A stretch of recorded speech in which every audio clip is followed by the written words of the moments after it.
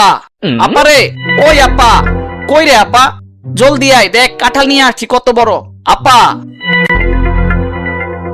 কিরে চিল্লাইতাছস কেন? আসতে তো সময় লাগবো। এ কি দুলাভাই, আপনার হাতে থালা কেন? ভিক্ষা করতে নেমে পড়লেন নাকি? দেখছ দেখছ তোমার ভাই এটা কি কইলো? আরে বেডা, তুই যেমনে কাঁঠাল কাঁঠাল বলে চিল্লাইতাছস, তোর কাঁঠালের কথা শুই না থালা আনছি। এখন কাঁঠাল ভাঙ, তারপর থালে দে, পেটটা বইরা খাই। না না না দুলাভাই, এভাবে তো ফ্রিতে দেওয়া যাবে না। কি এখন তুই কাঁঠালের জন্য আমার থেকে ঘুষ নিবি নাকি? ঘুষ নিব না, কিন্তু বুঝেনি তো আমি বেকার, টাকা পয়সা নাই পকেটে। 200 টাকা ছিল, ওই 200 টাকা দিয়ে এই কাঁঠালটা আনছি।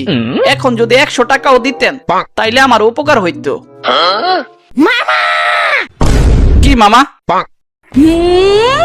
মৃত্যু। না থাক দুলাভাই, টাকা লাগবো না, এমনি মজা করলাম আপনার সাথে। এখন কি বক বক করবি নাকি কাঁঠালটা ভেঙে আমার থালে দিবি? খুদাই তো পেটের ভিতর কাঁঠাল দেও দেও করে চিল্লাইতাছে।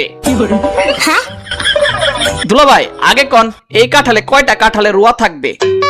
200টা। আপা তুই বল। 220টা। ইয়ামিন তুমি বলো। দূর জানি না।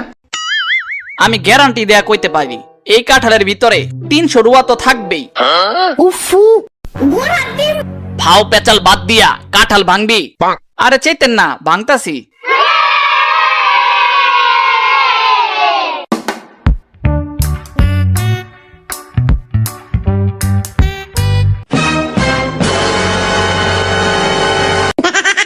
হ্যাঁ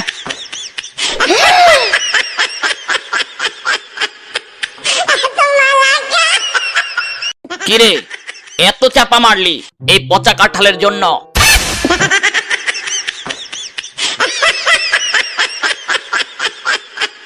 তুমি দাঁড়াই আছো কেন? এতক্ষণ জামাগো সময় নষ্ট করলো, ওরে পিরাও নাকে ধুইরা। হ্যাঁ দাঁড়া বেটা, ওরে খাইছে রে, পালাও। আ